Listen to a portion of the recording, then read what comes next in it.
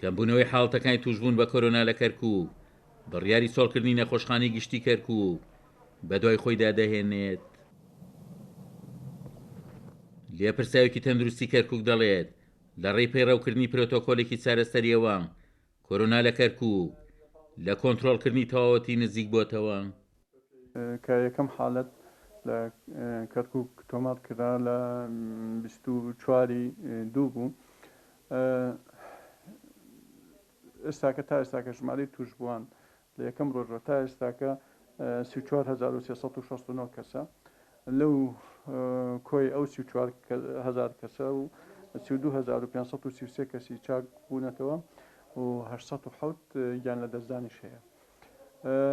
ئێمە ئێستاکە پەتاکە کە لە شەپۆلی یەکەم کە دەستی پێ کرد کە لە مانگی 6 بوو تا ئێستاکە ئەوە مانگەکە زیاتر لە مانگەکە ژمارەی توشبووان ڕۆژ بە ڕۆژ کەمە بێتەوە و نهایەتی ئەم شەپۆلە لەوانەیە لەم کاتە بێت. بەڕێوەبەری هۆبەی تەندروستی گشتی لە کەرکووک ئاشکراشی دەکات بەوەی کەمبوونەوەی حاڵەتەکان نەخۆشخانەی گشتی کەرکووک چۆڵکراوە و نەخۆشخانەکەش بۆ دۆخی یاسایی خۆی دەژێڕنەوە. ئێمە ئێستاکە خۆشبەختانەوە خەستەخانەی کەرکووک گەڕاوە داخرا هیچ نەخۆشی کۆرۆنەیتیانەمە و ئەگەڕێتەوە بۆ دۆخی ئاسایی پێش کۆرۆنا کە پێشوازی لە نەخۆشی ئاسایی بکات.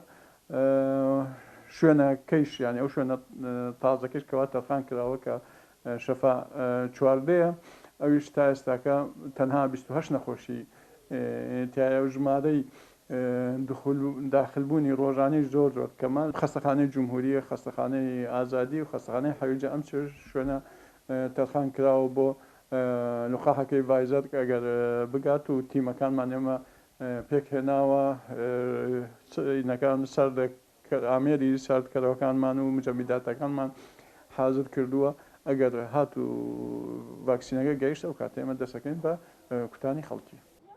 بەپێی دوامەری تەندروستی کەرکووک لە ماوەیە مانگەدا 4360 توشبووی کۆرۆنا لە کەرکووک چاک بوونەتەوە و 22 نەخۆش بە پەتاکە لە سنووری کەرکووک ژیانیان دەستداوە و تەنیا 28 نەخۆشی کۆرۆنا لە نەخۆشخانەکانی کەرکووکدا ماون.